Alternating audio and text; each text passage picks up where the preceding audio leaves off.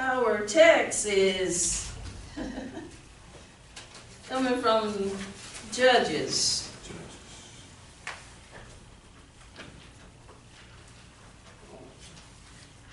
I have never, ever, in my over 20 years in ministry, preached this text. Yeah. Okay. You probably haven't either, Reverend Cherry. I haven't ever heard of preacher preach it. Good. Okay. And because it is, the story encompasses chapter 19 through 21. And of course, we're not going to read all of that, but it's going to be partly telling the story. But we are going to read a few verses to try to give you an idea. Judges, the 19th chapter.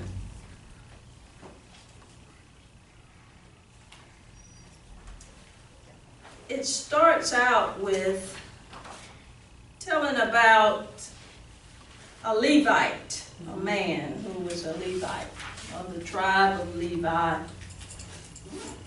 who had a concubine, some say wife. Josephus, who is the Jewish historian, says wife. That his wife she played the harlot against him, meaning she used to cut out on him. And so she had gone away from her husband to her father's house and was there for 4 months, and he decided to go after her. And he was detained at his father-in-law's house. His father-in-law was glad to see him. Probably so. He's got this wayward daughter. And she's come home to daddy, and he probably don't know what to do with her. And so when he gets to his father-in-law's house, he's glad to see him, and he actually detains him for about 4 days. Every time he got ready to leave, well, he detained him 3 days. He would tell him, it's getting to be dark, why don't you stay until tomorrow? And so he stayed 3 full days, and on the 4th day his father-in-law tried to convince him to stay again, refresh himself, stay overnight. But the Levite, we aren't given his name, just that he was a Levite. He was not willing to spend the night, so he departed and with his servant and 2 saddled donkeys, and took his wife back with him. And so we're going to start reading at verse 20. He has left his father-in-law's house, and he is on his way back home. And the old man said, this old man sees him in the town square, and the old man said, peace be with you. However, let all your needs be my responsibility. Only do not spend the night in the open square. He was going to spend the night in the open square because nobody had opened their home to him. So he brought him into his house and gave fodder to his donkeys, and they washed their feet and ate and drank. As they were enjoying themselves, suddenly certain men of the city, perverted men, surrounded the house and beat on the door. Sounds like the time of Sodom and Gomorrah. Yeah, sure. They spoke to the master of the house, the old man, saying, bring out the man who came to your house, that we may know him carnally. But the man, the master of the house, went out to them and said to them, no, my brethren, I beg you, do not act so wickedly. Seeing this man has come into my house, do not commit this outrage. Look, here is my virgin daughter, and we won't understand this. Here's my virgin daughter and the man's concubine. Let me bring them out now. Humble them and do with them as you please, but to this man do not such a vile thing. But the men would not heed him, so the men took his concubine and brought her out to them. And they knew her and abused her all night until morning. And when the day began to break, they let her go. Then the woman came as the day was dawning, and fell down at the door of the man's house where her master was, till it was light. When her master arose in the morning and opened the door of the house and went out to go his way, there was his concubine fallen at the door of the house with her hands on the threshold. And he said to her, "Get up and let us be going." But there was no answer, so the man lifted her onto the donkey, and the man got up and went to his place.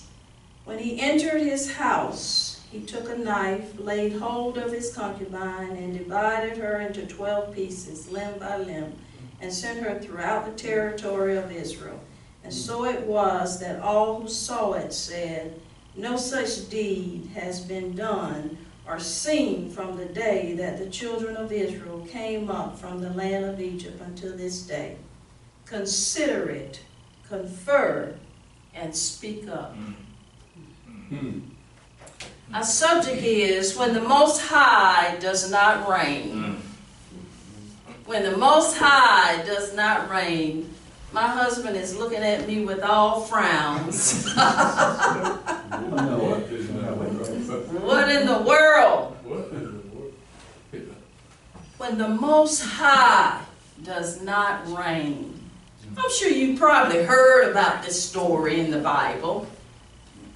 And what a hideous story this is. But there is a reason for such debauchery. For if you will look at that 25th verse in chapter 21, it says this, which explains it all. In those days, meaning in the times of the judges, there was no king in Israel. And this is the important part. Everyone did what was right in his own eyes. Our subject, when the Most High does not reign, when the Most High isn't allowed to sit on the throne of our hearts. When we want to do what we think is right. Josephus, the Jewish historian, believe it or not, in the book Josephus, the Essential Works, he covers this account. So it's not just some hideous story that we find in the Bible. Josephus said that the Israelites, in commenting on this particular text, that they had continued conquering the Canaanites because the angel of the Lord had come to them. And you're gonna have to tell your body this morning, body, stay with her. The Israelites had been told by the angel of the Lord, because God had made a covenant that he was taking them to their land. They were no longer going to be a nomadic people with no land. And that's what's going to happen, I believe, to us one day. We are going to be taken to our land. These are our ancestors, and we need to pay attention to what happened to them when they would not allow the Most High to reign. They had been continuing to conquer the Israelites. This is what Josephus says as he is given an introduction to this 19th chapter. You're going to be taught this morning along with being preached. They were conquering the Canaanites that God had commanded them, and they took much of the land that God had told them to take. He said, I've given it to you, but you got to go and take it. So they had laid siege to Jerusalem, but they failed to conquer it. This is what Josephus says.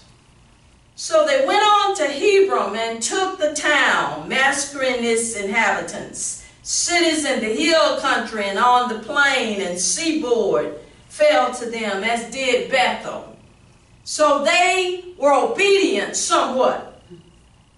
Josephus says, but they failed to persevere until they had conquered all the land and allowed many Canaanites to live in peace with them. Whereas the angel of the Lord had told them that do not allow yourself to live alongside the Canaanites. These heathen people that are going to be a thorn in your side, and that's going to lead you in a direction that I don't mean for you to go. That's going to influence your life in such a way that the Most High will not be reigning on the throne of your heart. You got to separate them away from yourself. That land, although they're occupying it, I've given it to you. So you go in and you take them out of that land. Yes. But they failed. And they allowed many Canaanites to live in peace on the condition that they pay them tribute. Give us some money. Tired of fighting, Josephus says, the Israelites turned to cultivating the land and derived wealth and luxury from it. Sometimes what keeps us from letting the Lord, the Most High God, call the shots in our lives is the desire to have wealth and luxury. Yes. God told them that the Canaanites they had spared would cause them great trouble in the future. And although the Israelites were distressed at what God told them, Josephus says, they were still unwilling to go to war, preferring a life of peace and prosperity. And Josephus says it was because of extreme laziness they fell into civil war, which is what happens in our text. The Levite was meant to be a minister.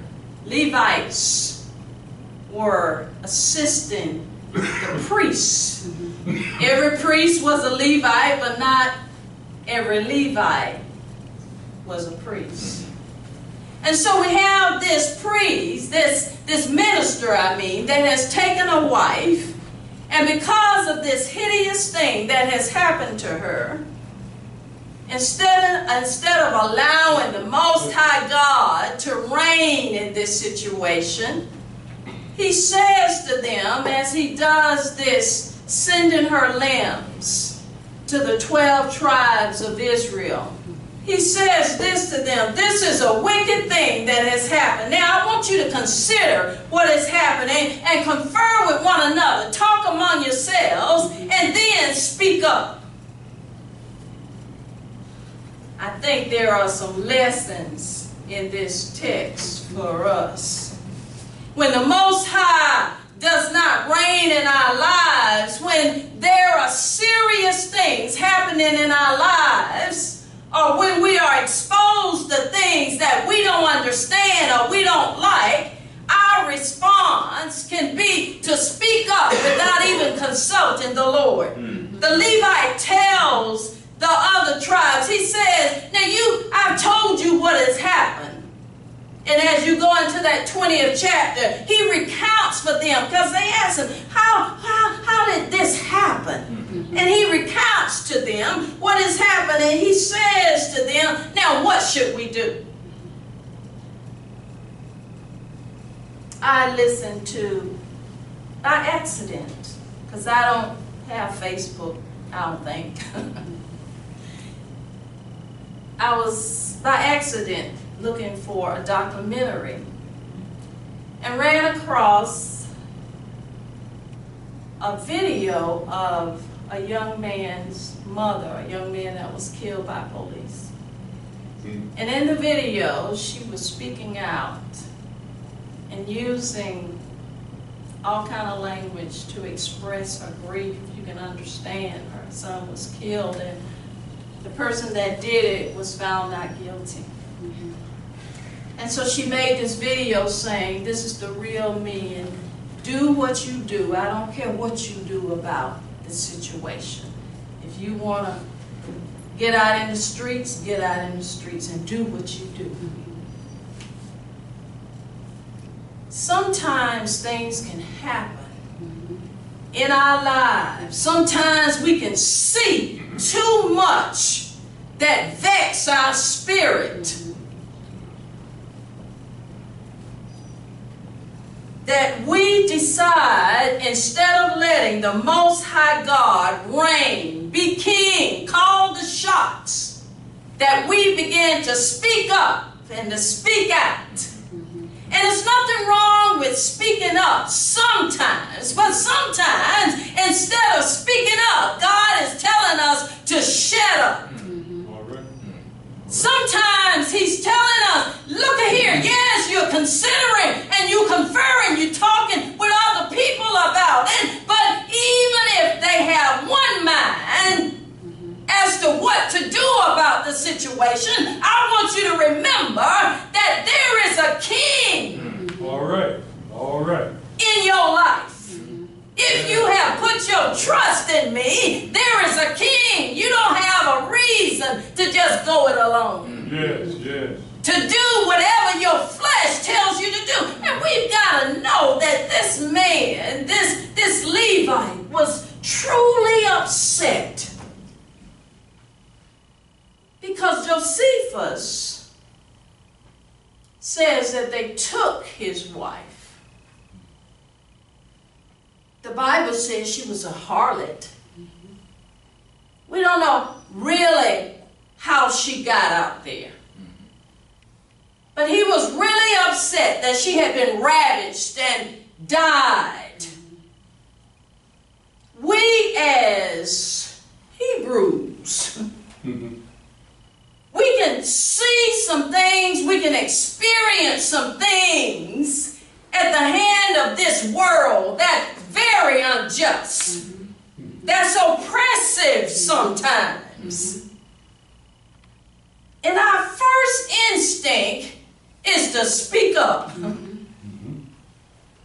We considering all that's going on. We talk with others and we hear them give their stories about the injustices and all of the brutality and all of the oppression. And our first instinct will be speak up.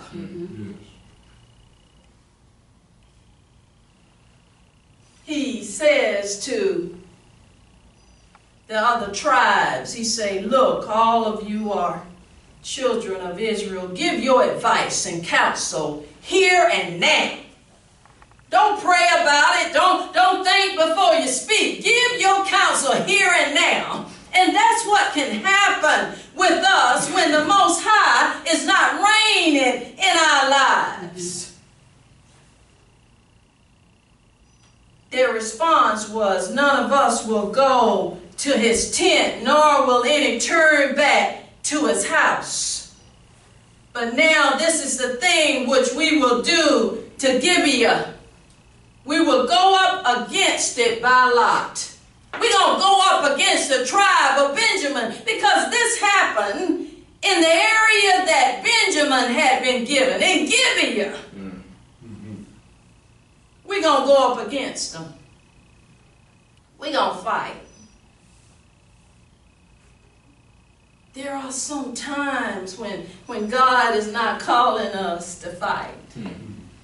There are times when he may be calling us to fight, but he wants us to remember we don't have to rely on our flesh, on our feeling, that he wants to still be king.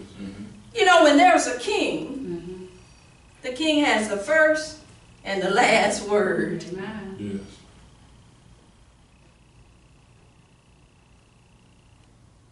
They decided, without consulting the king, And this is what happens when the Most High does not reign in our world. So many times we see people getting out in the streets and protesting. But instead, there may be time to come together and consult the Most High God. So they decided they would have a strategy. The Most High God wasn't reigning in their lives at this time. They had already been disobedient, as Josephus told us, and as the first chapter of Judges tell us, that they didn't do what God had told them to do. He said, totally wipe out the Canaanites. But because the Canaanites paid them tribute, gave them money, they decided to let them stay in the land. And God said this, since you've decided to not obey me, I don't know why you've done this, there's going to be a thorn in your side. My brothers and my sisters, I think that a lot of things going to be a thorn in our side until we begin to be obedient to the Lord God. That's right. Yes. When I look at the marches that take place in our streets, and I wonder, march after march and nothing changes, there's a reason for that. God is saying, if I let you keep marching and things begin to change, then you're going to think it's your marching that's doing it. Right. I might instruct you to march eventually, but I want you to consult me. All right. To let me be king of this situation. So then, after speaking up, they decided, let's come up with a strategy. See, all this time, these are God's chosen people. All this time, they're calling the shots. Yes. So they came up with a strategy in chapter 20. In that 10th verse, they said, let's take 10 out of every 100, and throughout the tribes of Israel, and every 100 out of every 1,000, and 1,000 out of every 10,000, that we may repay all the vileness that has been done in Israel. Let's go repay them for what they've done. The tribes of Israel sent men throughout the tribe of Benjamin, saying, what is this wickedness that has occurred among you? Now deliver to us the perverted men that did this debauchery to the Levite's wife. Now they are going ahead. They've got this strategy. They call themselves being shrewd, all without consulting the Most High God. They think this is the plan. We need to vindicate this vileness. It can be easy to want to get vengeance, but God said, vengeance is mine. Yes. The children of Benjamin would not listen to the voice of their brethren, and they didn't turn them over to them. Instead, the Benjamites, they decided that they would go to battle. And so war ensues. But this is the kind of thing that happens when we don't let the Most High reign in our lives. They went to battle, and the Benjamites, 26,000 who drew the sword, and they had 700, they called them left-handed persons that could have a slingshot. And at a hair's breadth, they would not miss. So they had 700 men that were experts with the slingshot, and they had 26,000 that were experts with the sword. Now that was the tribe of Benjamin, but Israel, besides Benjamin, they had 400,000 men of war. Quite a difference, right? Then Israel went up to fight the tribe, and Judah went first. They consulted God. They wanted to know who should go first. What tribe should go first to fight Benjamin? Not, Lord, is this what we should do, period. They'd already made up in their minds that they were going to go to war. Is that not how we will do sometimes when God is not reigning? We make a decision to do something, and we go and do it, and then all we want to know is, God, should I do it now? Or should I wait? Not God, should I do it at all? They had already come up with their strategy. Now look at here. The Benjamites cut them down to the ground, and 22 Israelites died. 400,000 Israelites and 26,000 Benjamites. And the least number cut down to the ground 22 Israelites. Don't you think that the other tribes thought, because they had so many men skilled in war, their numbers out so many more soldiers that were skilled than the Benjamites? Surely we're going to win. We just want to know, Lord, which tribe should go first?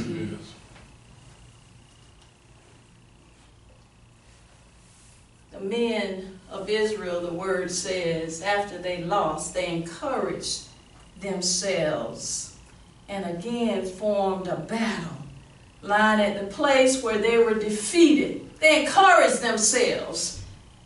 Instead of seeking God, letting God reign, I'm going to encourage myself. Yes, I've been defeated, but I'm going to encourage myself, and I'm going to get up from here. We're going to get up from here, and we're going to go to where we were the first time, and we're going to go into battle a second time.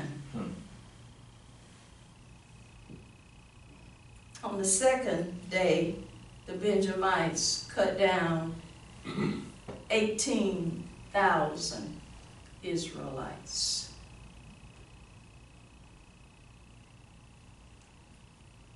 You wouldn't think with that many soldiers that the Benjamites would have been able to cut down that many Israelites.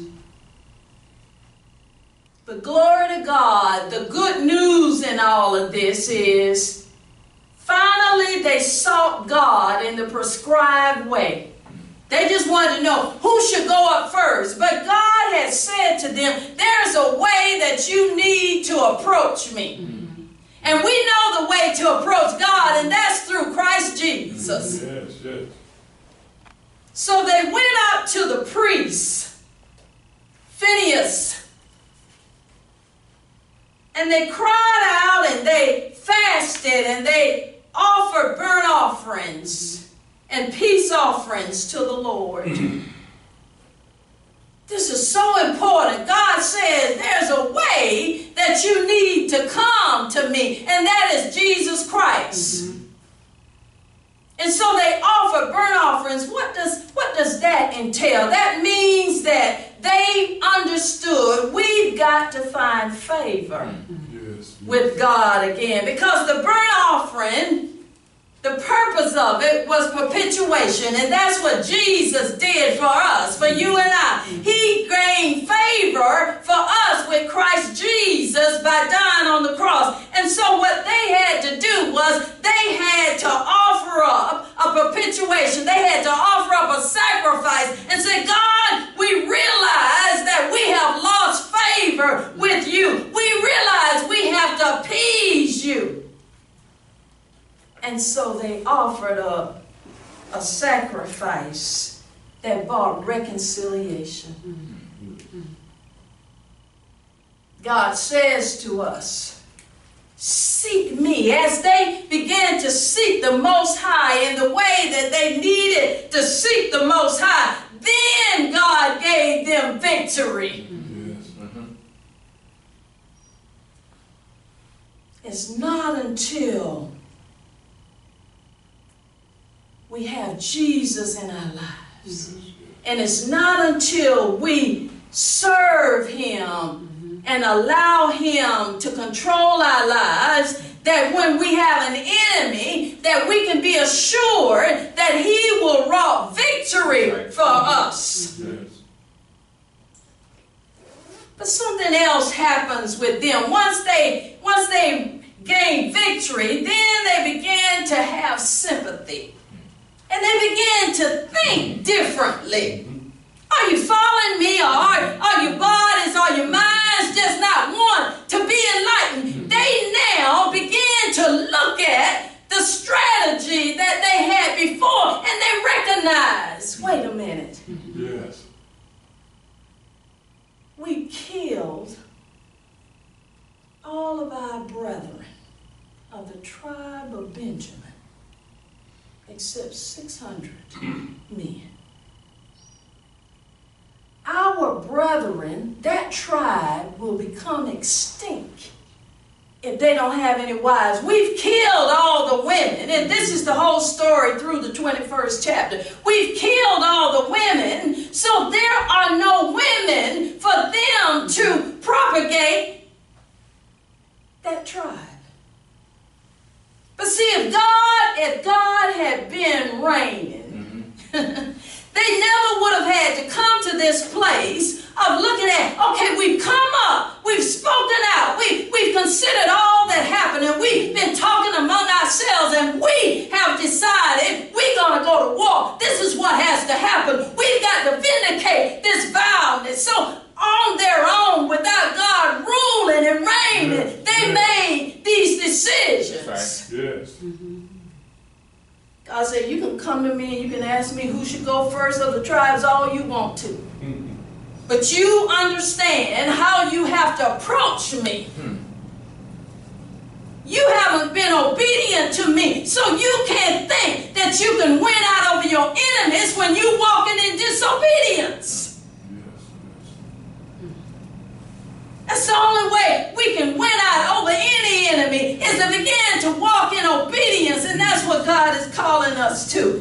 And so he says to them, after they approach God the way that they need to approach him, through the high priest, who is Jesus Christ. Phineas represents Jesus Christ, our high priest. They come to the high priest and they say, we need for you to make propitiation, to offer sacrifice so that we will be acceptable and God will forgive us.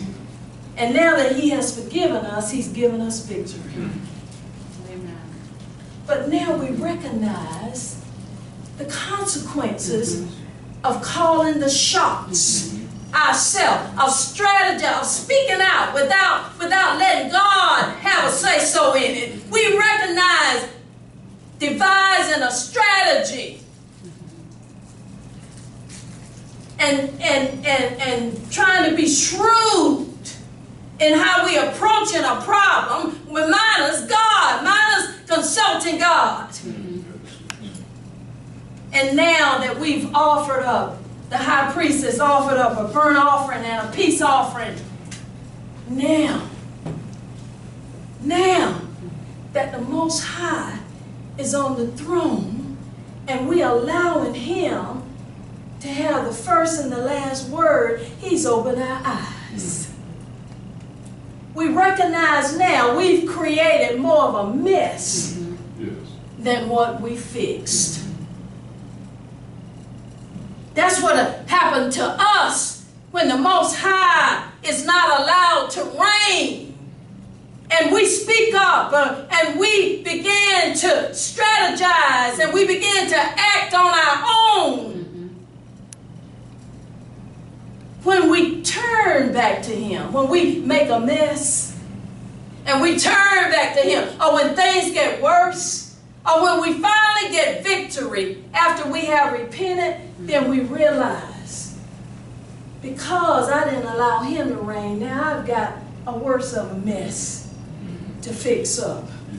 We've got a tribe that doesn't have any wives, and so we've now got to come up with a way for them to have wives, and they did.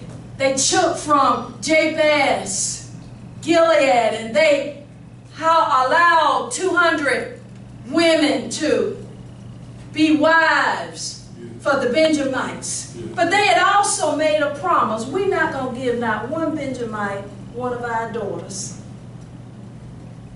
When we calling the shots, what we're deciding to do can sound magnificent. But now they realize we made this vow to God, and we can't break it. Now the Benjamites, our brothers, the tribe of Benjamin, will become extinct if there are no wives. Because be fruitful and multiply. So now what they do is they say to the Benjamites, they're feeling sorry for them now. When God is ruling in our lives, we can have compassion even in the midst of a group of people doing all kind of malice of evil to us. Because God wants us, plus He does. He has compassion on the heathen. He wants them to be saved. He wants them to turn from their wicked ways. But see, the Israelites weren't having compassion as long as God wasn't on the throne.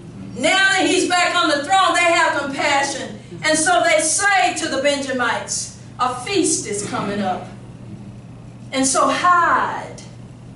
And as the women come out, the virgins come out to dance, you come out and you grab your wife. And when their fathers approach us and complain, we'll say, well, you didn't break the oath. They took your daughter. So you don't have to worry. And so in the end of the text, it says that in those days, there was no king in Israel.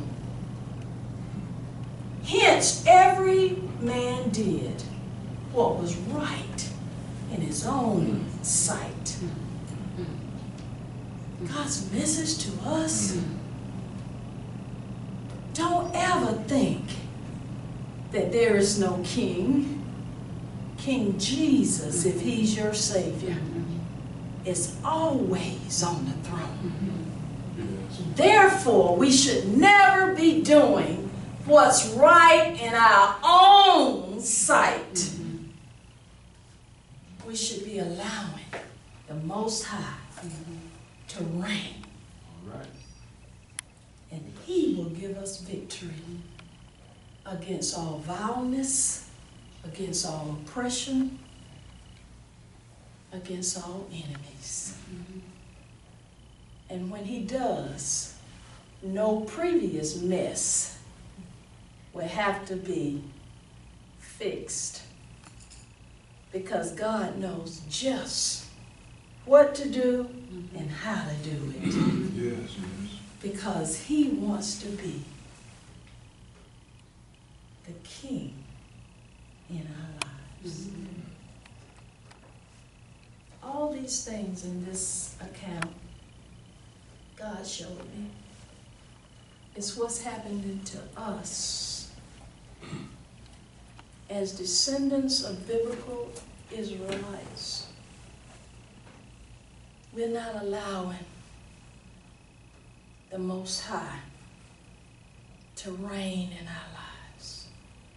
Therefore, when we're facing the debauchery, when we're facing the oppression, when we're facing the injustices, and we pick up the sword, we pick up the battle ourselves, minus seeking the Most High, then all we're going to do is find that we got nothing but trouble. And until we let Him reign, we're not going to see victory. He's calling us as a people, like He was calling our ancestors. I am the Most High God. And the angel of the Lord said to them at the beginning of Judges, I have made a covenant with you that will never be broken. Let me be the king in your lives. And all your enemies, all of the injustices will be taken care of by me. This is what happens when the Most High does not reign. God bless you. Yes, yes. Gracious God.